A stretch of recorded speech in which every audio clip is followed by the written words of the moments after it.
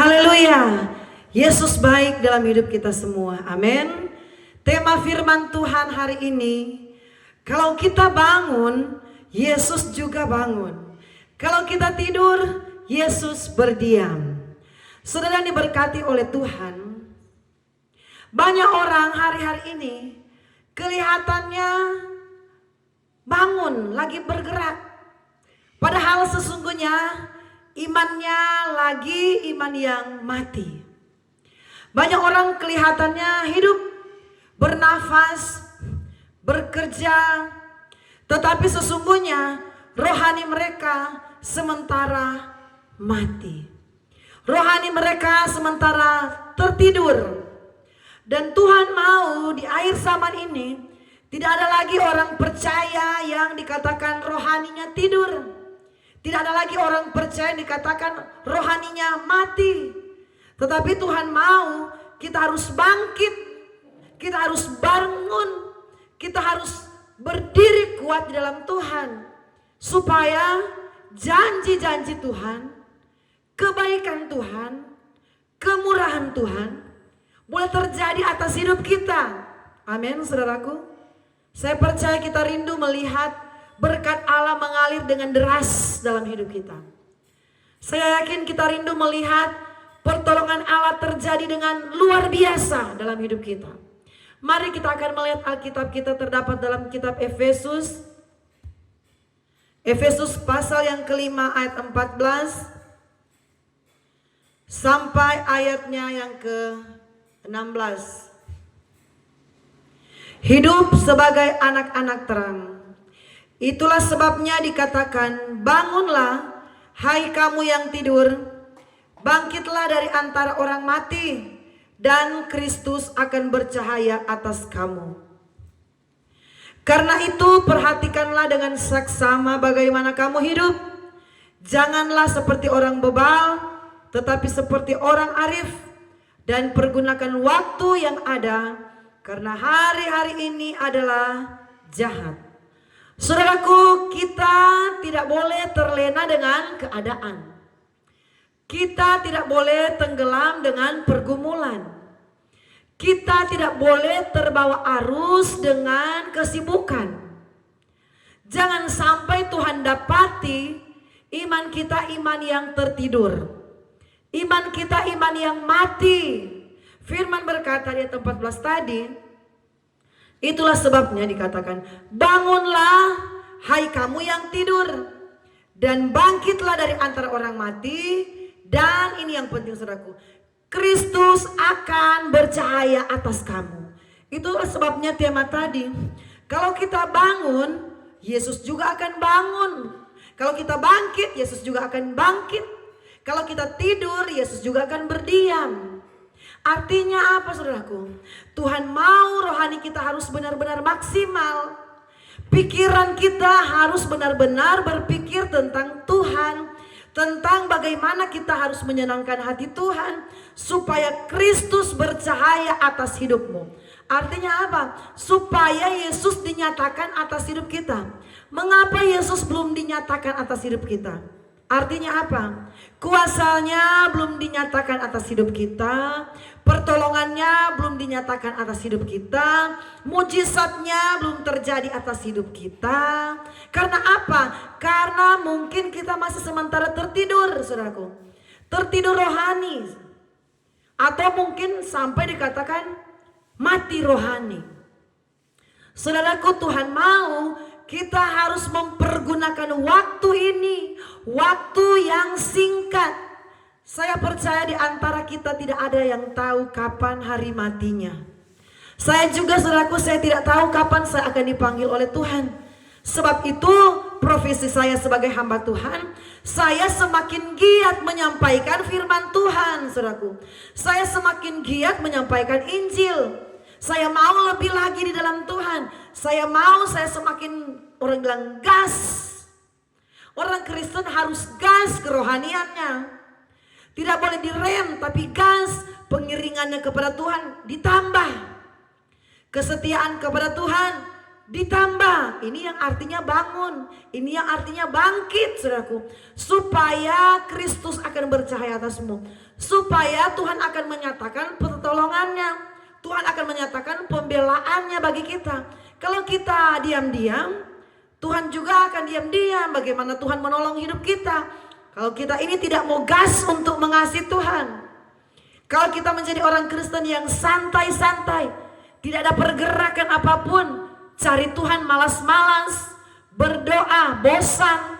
Banyak orang Kristen, saudaraku, mau berdoa itu yang alasan pertama itu bosan. Saudaraku, bagaimana Tuhan akan memberkati kita? Bagaimana Kristus akan bercahaya atas kita? Kalau berdoa kita berkata bosan ya, berdoa tutup mata, bosan sekali, tidak mengasihkan. Saudaraku, kalau saudara sampai berkata doa itu membosankan, cek, berarti kita sudah tidak terkoneksi lagi dengan Tuhan. Berarti iman kita sudah mulai tertidur, saudaraku. Kalau sampai orang Kristen berkata ibadah itu bosan, berdoa itu bosan, menjenuhkan. Saudara yang diberkati oleh Tuhan, firman bilang tadi, pergunakan waktu yang ada karena hari-hari ini adalah jahat. Janganlah kamu bodoh, tapi kamu harus mengerti kehendak Tuhan. Kita harus belajar mengerti kehendak Tuhan dalam hidup kita. Walaupun kita bekerja mencari uang, mencari nafkah, semua orang memerlukan uang, memerlukan nafkah untuk kebutuhan hari-hari. Semua, saudaraku, perlu uang. Tetapi, saudaraku, kita juga harus kerjakan satu hal yang prinsip dalam hidup kita, yaitu kerjakanlah keselamatanmu dengan takut dan gentar. Kalau seandainya Tuhan panggil saudaraku besok, saudara tidak tahu sudah jadwalnya kita.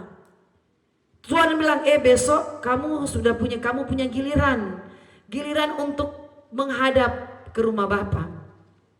Dan saudara tidak bangun di hari-hari ini. Saudara hanya santai jadi orang Kristen, santai, berdoa bosan.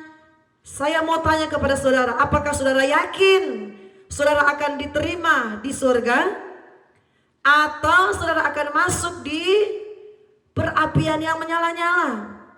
Apa saudara yakin kalau hari ini kita slow, saudaraku, slow, santai bro, tidak setia ibadah, teman ajak, besok hari Minggu ya, kamu saja, nanti minggu depan saya baru ibadah.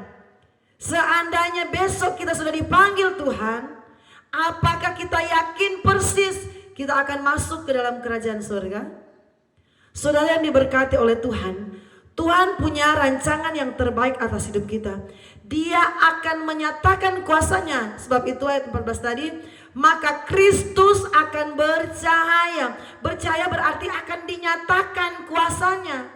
Tuhan akan menyatakan kuasanya, akan menyatakan pribadinya, akan menyatakan pertolongannya. Kalau kita ini bangkit, saudaraku, kalau kita ini bangun dari keadaan kita yang slow-slow, ibadah malas, doa malas, apalagi baca firman, Alkitab yang sudah taruh di dalam lemari, Alkitab yang sudah lepas di atas meja. Coba perhatikan Alkitabnya orang Kristen. Cek Alkitab yang lepas di atas meja. Pasti saudaraku hari Minggu kalau dia mau ibadah harus dilap dulu, sedia lap. Karena apa? Alkitab itu berdebu.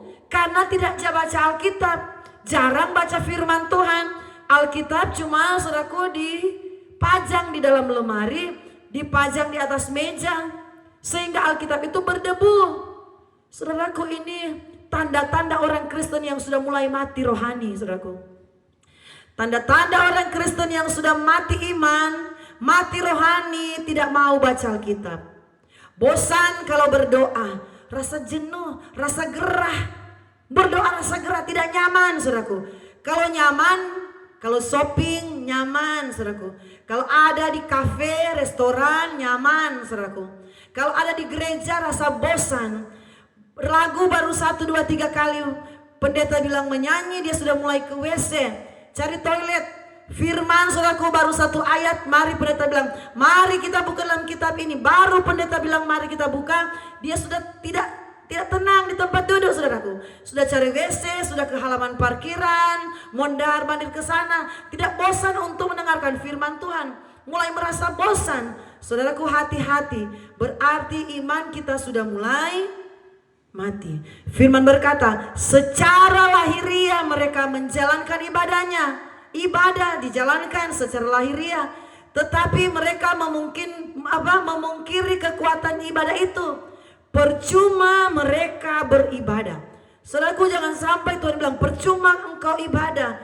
Datang ibadah tidak fokus, datang ibadah tidak ada kesungguhan hati. Saudaraku, bagaimana Kristus akan dinyatakan hidup kita? Bagaimana Tuhan akan menunjukkan kuasanya yang hebat? Bagaimana penyakitmu akan disembuhkan? Bagaimana pergumulanmu akan ditolong Tuhan? Bagaimana usahamu Tuhan akan buka jalan? Kalau kita setengah-setengah dengan Tuhan, kalau kita tidak ada rasa nyaman di dalam rumah Tuhan. Saudaraku, kalau kita ada di gereja, usahakan gereja itu menjadi satu tempat kesukaannya kita. Banyak orang berkata, saya kalau di resto ini, aduh saya punya tempat andalan. Saya kalau di sana 5 jam cuma rasa setengah jam. Tapi kalau di gereja 2 jam rasa 10 jam. Karena apa? Rasa bosan ada di gereja. Gereja, rumah Tuhan harus menjadi tempat impian orang percaya. Amen. Tempat yang menjadi kerinduan kita. Daud berkata, satu hal yang kurindu, berdiam di dalam rumahmu. Saudaraku, Daud, mengapa dia menjadi kesayangannya Tuhan? Dia menjadi raja yang berkenan di hadapan Tuhan. Karena apa? Kerinduan darinya ialah rumah Tuhan. Kerinduan dari Daud ialah tempat ibadah. Orang Kristen bagaimana mau jadi diberkati luar biasa. Bagaimana Kristus akan bercahaya menunjukkan kuasanya. Yang menjadi tempat kesukaannya mall. Terima gaji, oh mall, habis-habisan dengan mall, dengan jalan-jalan. Yang menjadi kesukaannya restoran yang enak, saudaraku. Betah dia ada di sana. Karaoke, hiburan, betah dia ada di sana. 10 jam rasa-rasa tidak mau pulang rumah. Kalau di gereja belum selesai doa tutup, saudaraku, bangku-bangku sudah mulai kosong. Belum selesai pengumuman, sudah mulai angkat tas, jalan pelan-pelan keluar pintu keluar. Karena sudah bosan di dalam gereja. Bagaimana Kristus akan dinyatakan atas hidup kita? Saudaraku, waktu ini adalah waktu yang sementara. Waktu yang singkat. Waktu di mana hari-hari ini jahat. Jahat artinya apa? Ada begitu banyak kuasa kegelapan yang bisa menjatuhkan kita. Ada begitu banyak orang-orang yang bisa mencelakakan hidup kita. Jahat, saudaraku. Kalau kita tidak bangun rohani kita, kita akan jatuh. Kita akan tersesat dengan arus dunia. Sebab itu rohani kita harus bangun. Kasih kita kepada Tuhan. Di gereja kita menjadi satu tempat impian kita. Rajin berdoa. Suka memuji Tuhan, memuliakan Tuhan. Supaya kita bilang, oh ini tanda-tandanya orang yang sementara bangkit. Rohaninya sementara terjadi kebangunan rohani dalam pribadi orang itu. Tapi saudaraku, Alkitab sudah berdebu. Menandakan jangan baca Alkitab. Saudara, kalau mau lihat Kristus akan dinyatakan atas hidup kita. Kalau mau lihat mujizat akan dinyatakan atas hidup kita.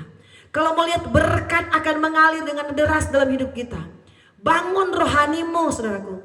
Jangan bangun happy-happymu. Mencari happy-happy. Kalau di gereja tidak suka karena tidak happy. Tidak ada kesukaan di gereja, hati-hati saudaraku. Berarti kita sudah mulai jauh dari Tuhan. Kalau hati kita lebih terpikat kepada dunia daripada terpikat ada di rumah Tuhan, berarti kita sementara jauh dari Tuhan. Orang yang jauh dari Tuhan, lama-lama dia akan jatuh. Lama-kelamaan dia akan tersesat. Karena apa? Sudah mulai jauh dari sumber segala-galanya. Yesus adalah sumber segala-galanya. Mari dekatkan dirimu kepada Tuhan. Biarlah Yesus adalah pengharapan kita. supaya kuasanya terus menjadi bagian kita. Haleluya, Tuhan memberkati.